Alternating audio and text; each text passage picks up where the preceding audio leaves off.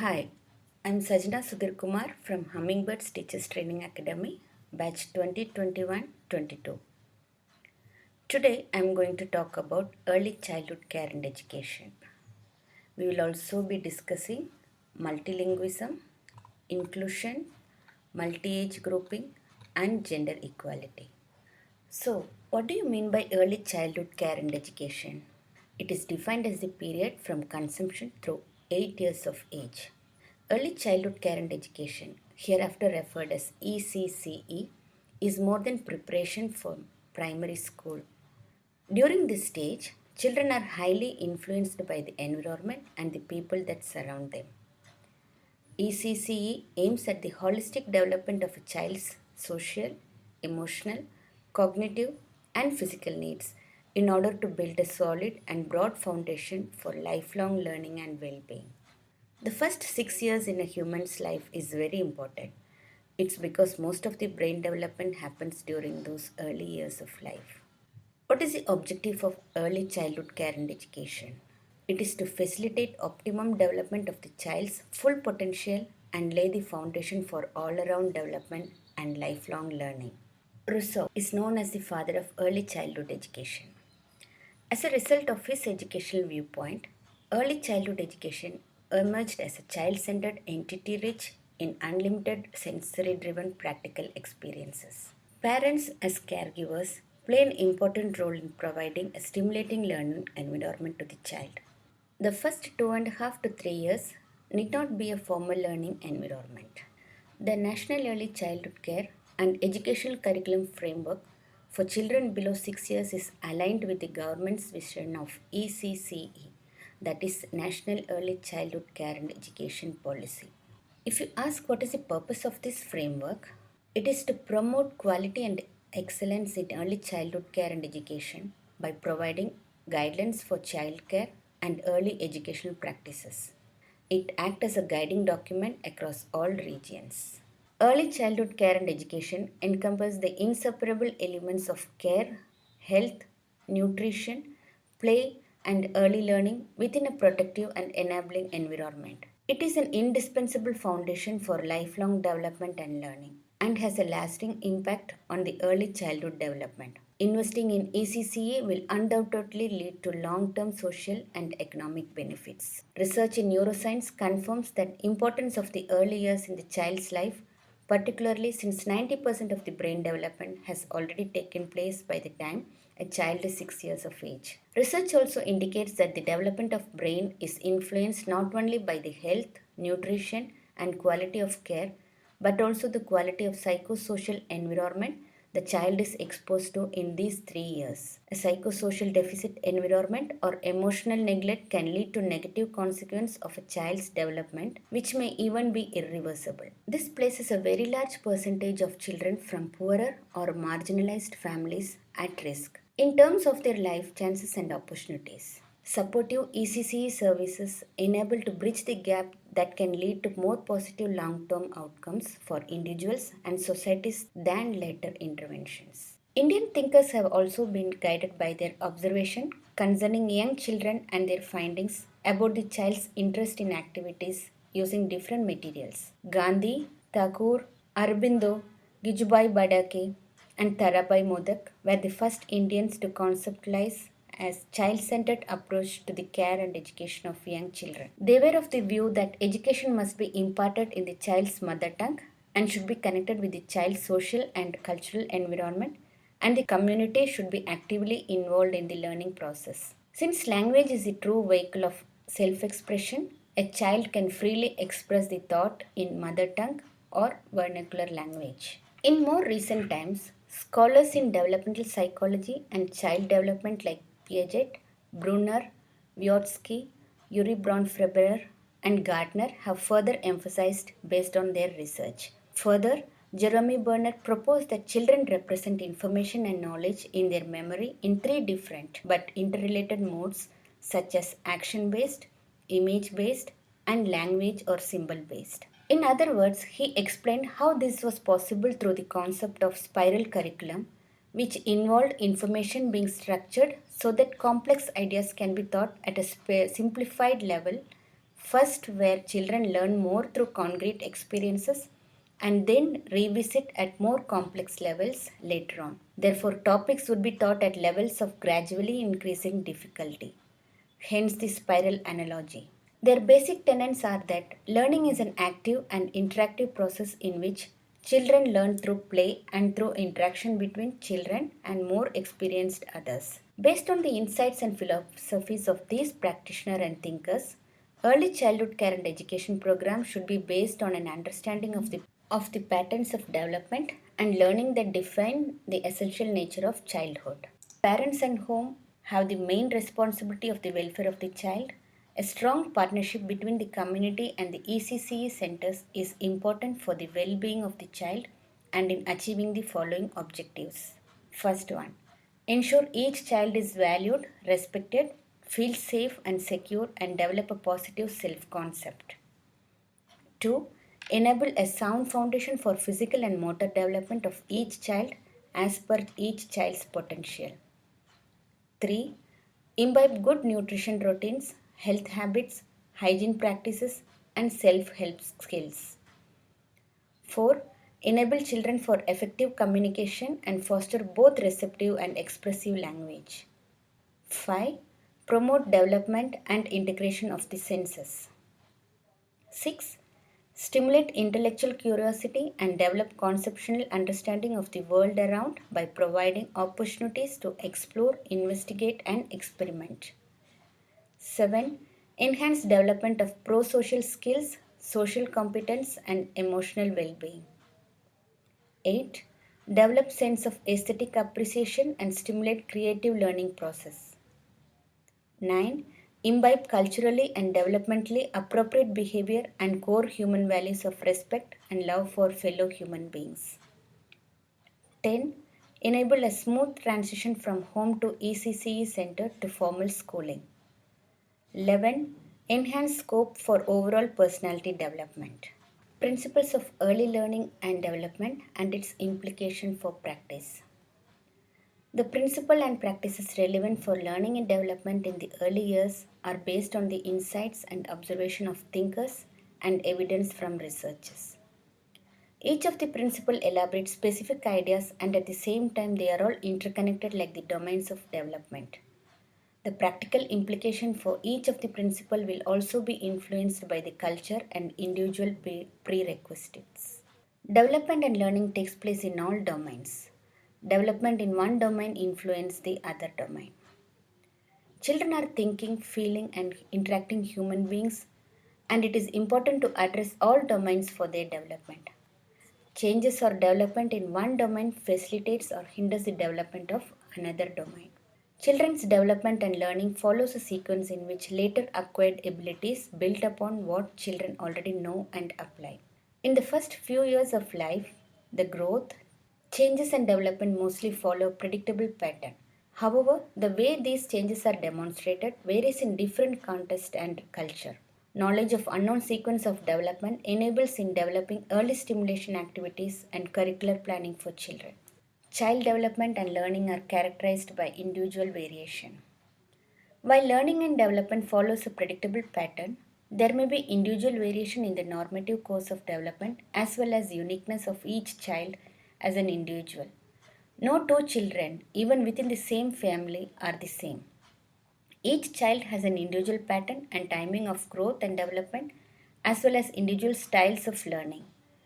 Each individual child has his or her own strengths. Children develop holistically and benefit from experiential learning. This simply means that children learn best through active exploration using the senses such as touch, taste, smell, and manipulation to build perceptual skills. Children should be actively interested and engaged in their learning with a high sense of motivation and positive disposition to explore and build skills across various domains. Learning begins from birth. From birth onwards, children are mentally and physically active. They learn through all their senses and stimulations. Early care and stimulation, whether positive or negative, have a cumulative impact on children's development. Since care and early stimulation promotes brain development and leads to the forming neural connections, It is imperative that children are provided with optimal stimulation in the early years and prevent cumulative deficit in the long run. Development and learning results from a continuous interaction of biological maturation and experience. A child has genetic endowment which may predict healthy growth but inadequate nutrition in the early years of life, which will keep this potential from being fulfilled. On the other hand, if the child is suffering from an inherent condition, then the detrimental impact learning and development can be minimized through systematic individualized intervention.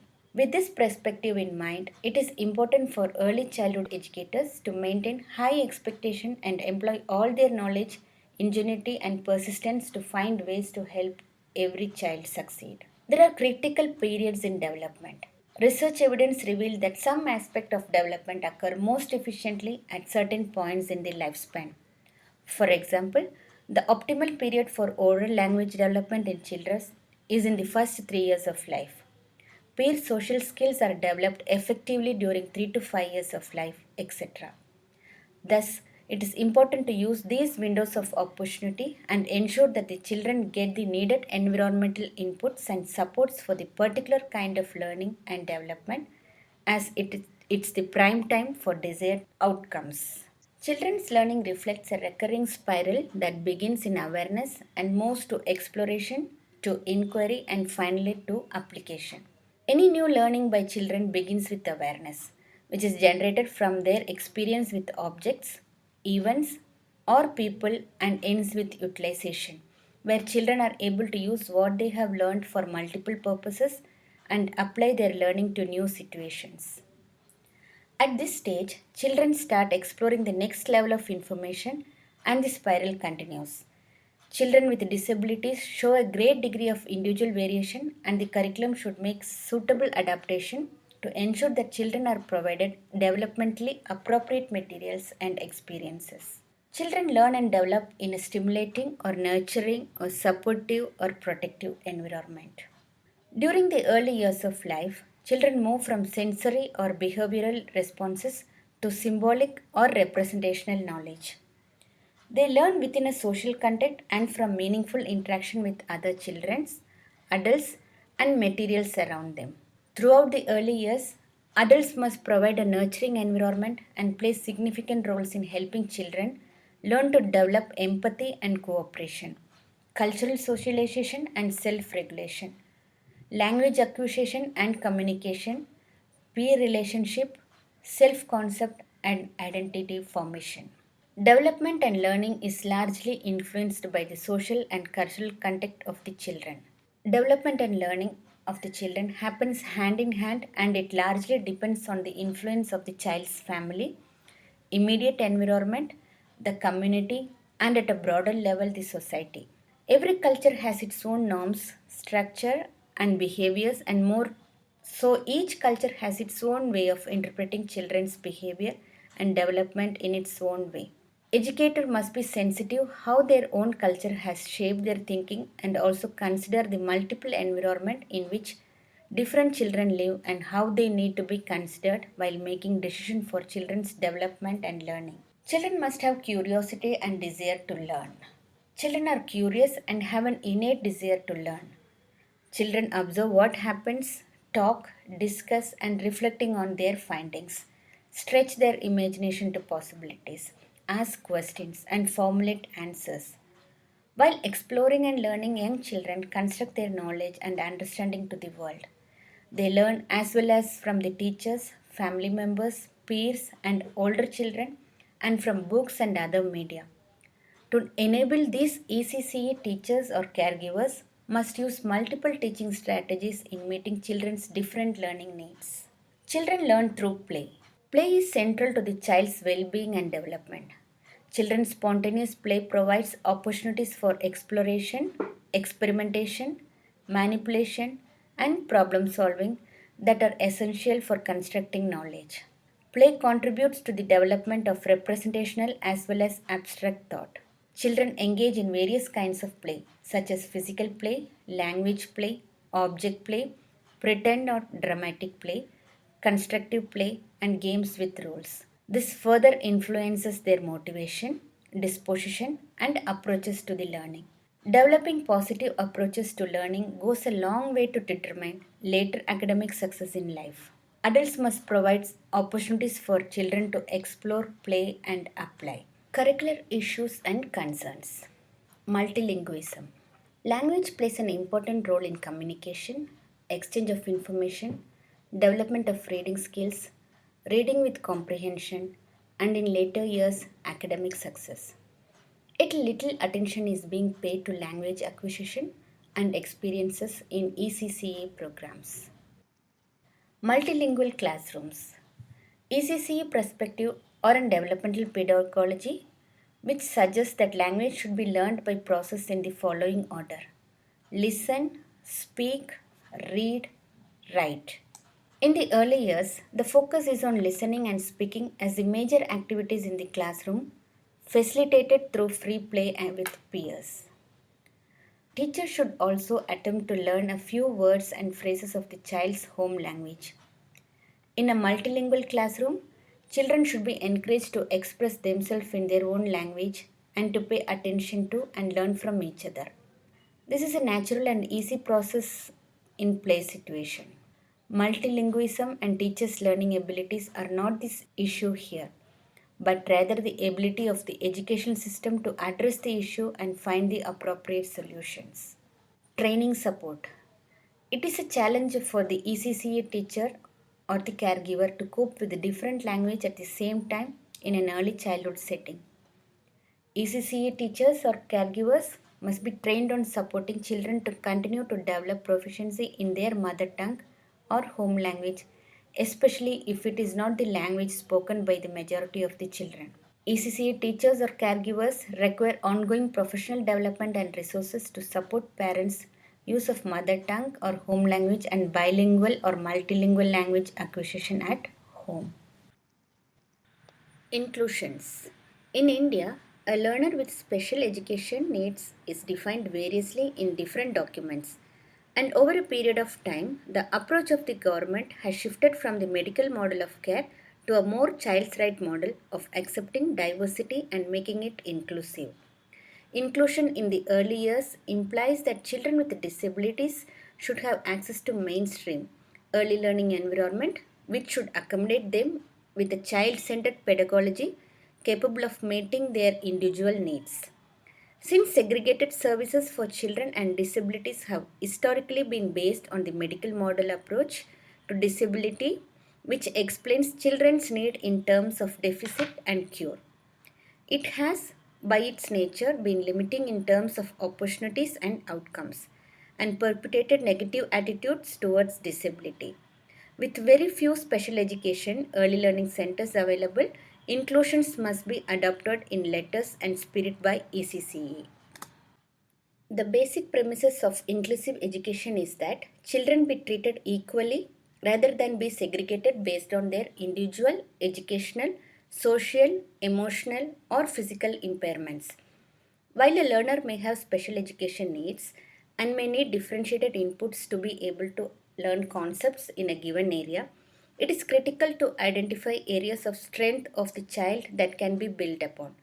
Therefore, the child must have a space where he or she can exercise these faculties and develop them to optimum level possible. The defining feature of inclusion that can be used to identify high quality early childhood programs and services are access, participation, and supports. Envisioning an inclusive environment for children where an individual's needs are catered to, the challenges involve both infrastructure and personnel.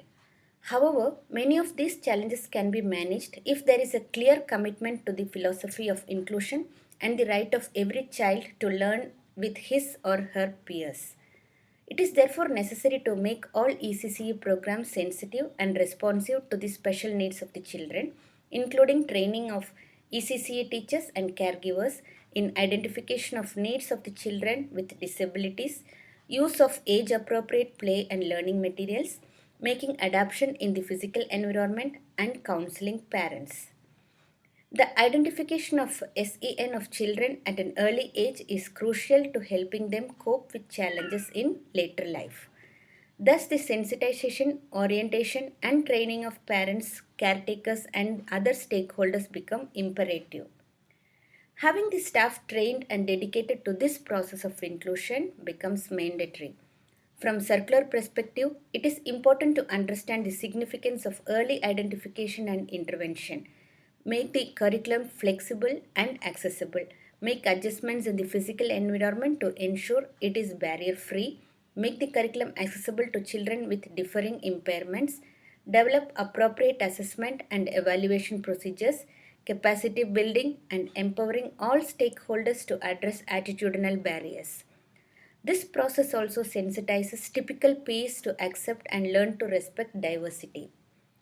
Prevention efforts for families of at risk children should focus on strengthening the family and building on the family's positive attributes. The desired results of inclusive experience for children with disabilities and their families include a sense of belonging and membership, positive social relationship and friendship, and development and learning to reach out their full potential. Multi-age grouping. In an ECCE center, there may be teachers who struggle with ways to meet the needs of all the learners in their classrooms. Alternatively, there may be some children who struggle with learning, others who perform well on their developmental task, and the rest fit somewhere in between. Each child has its own pace of learning. Within each of these categories of children, individuals also learn in the variety of ways and have different interests.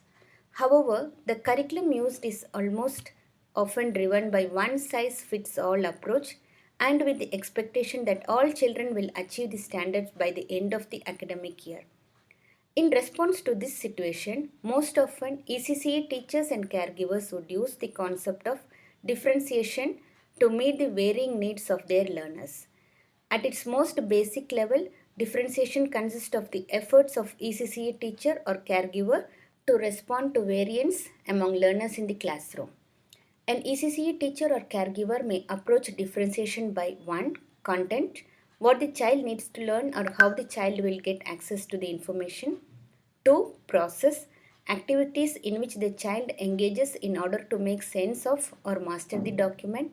3. Products, culminating projects that enable the child to rehearse, apply, and extend what he or she has learned in a topic. And 4. Learning environment, the way the classroom or ECCE center works and feels.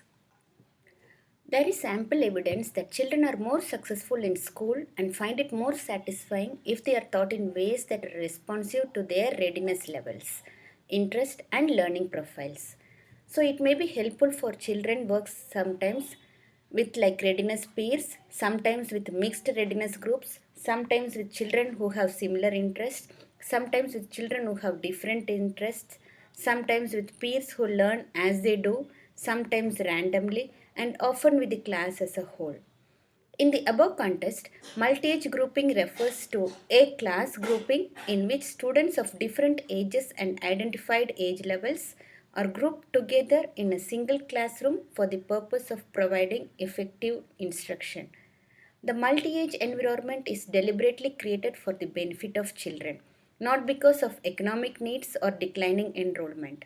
The intention is to allow children of various ages and abilities to progress at their own individual pace rather than according to specified objectives for a particular grade level. Research shows that multi-age groupings benefits both younger and older students in the classroom. According to Dr. Lillian Katz, mixed age grouping resembles family and neighborhood groupings, which throughout history have informally provided much of children's socialization and education. The intention of mixed age grouping in early childhood setting is to increase the heterogeneity of the group so as to capitalize on the differences in the experience, knowledge, and the abilities of the children.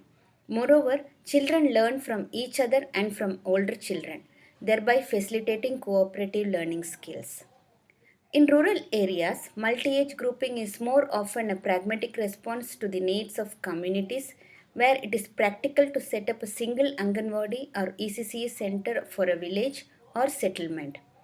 Various reasons, such as insufficient student of a similar age, places with limited physical or human resources, may seem viable to have multi age grouping in these ECCE centers. Gender equality. The early years lay the foundation for gender socialization. Gender socialization is a process by which individuals learn to act in a particular way and most conforming to the societal beliefs, values, norms, attitudes, and examples. Early gender socialization starts at birth and is a process of learning social cultural roles according to one's gender. Right from the beginning, boys and girls are tested differently by the members of their family and immediate environment and learn the difference between boys and girls. Even by the time children are 2 year old, they have observed the gender stereotypes in some form, which is evident because of clothing and toys chosen by adults and provided to them. As they reach preschool age, children begin to develop their sense of self in relation to others. Certain gender inequities can persist right from infancy throughout the lifespan. Gender stereotypes may get perpetrated by family, teacher, and society by having different expectations for girls and boys. However, early childhood period also presents a crucial opportunity to promote gender equity right from the start and facilitate the development of gender sensitive attitudes and beliefs.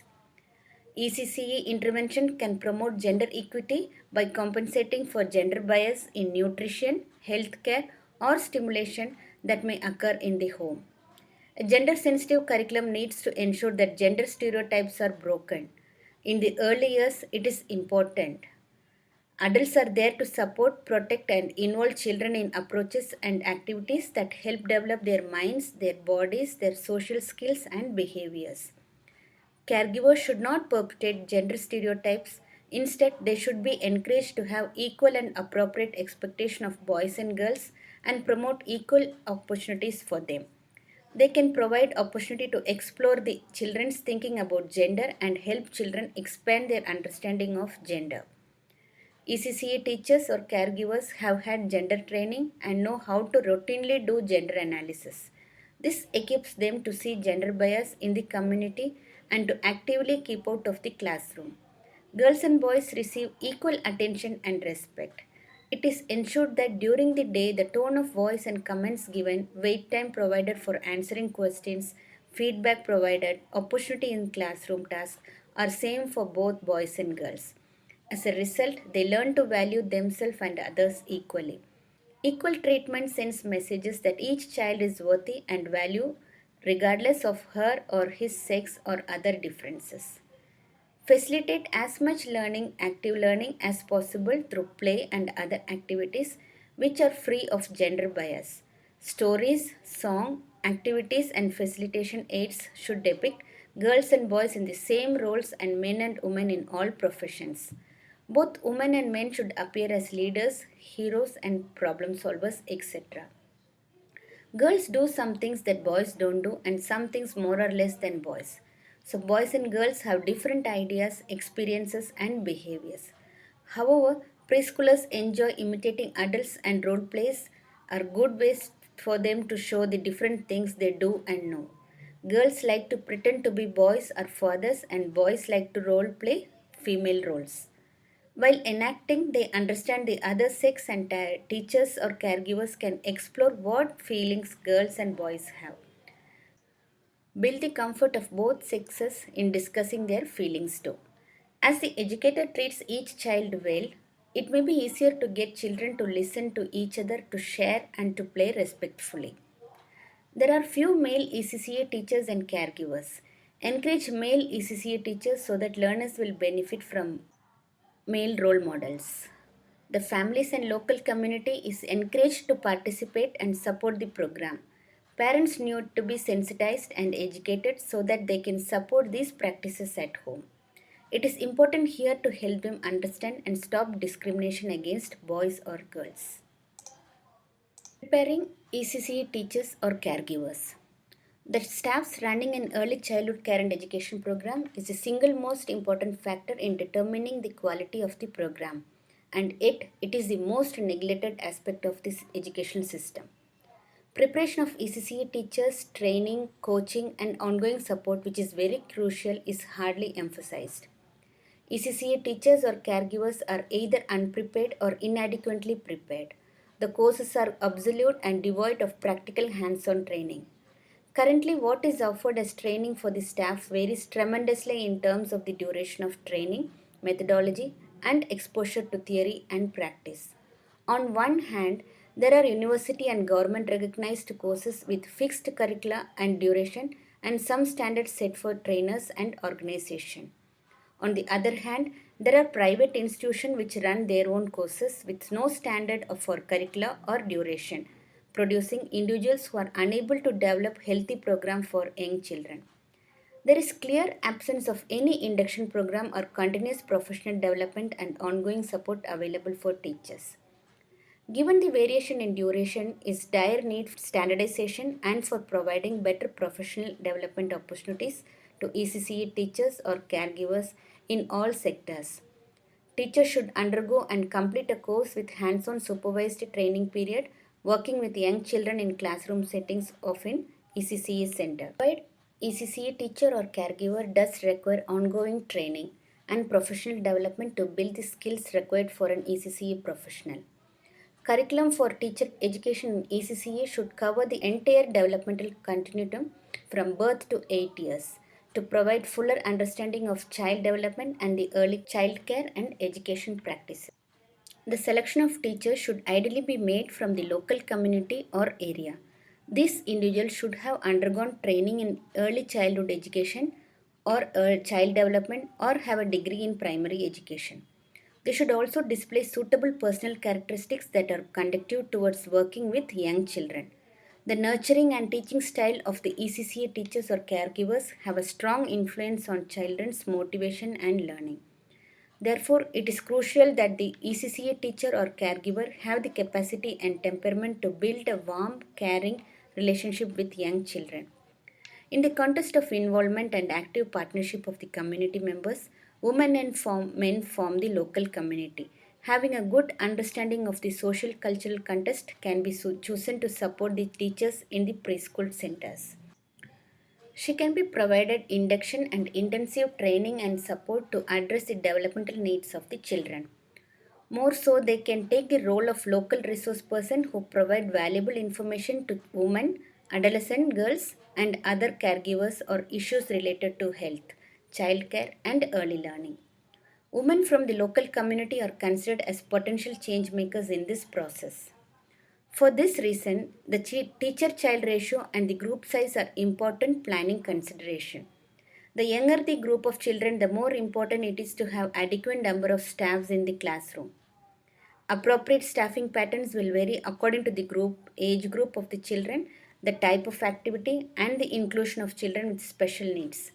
Appropriate teacher child ratio encourages the bonding of the child and the teacher.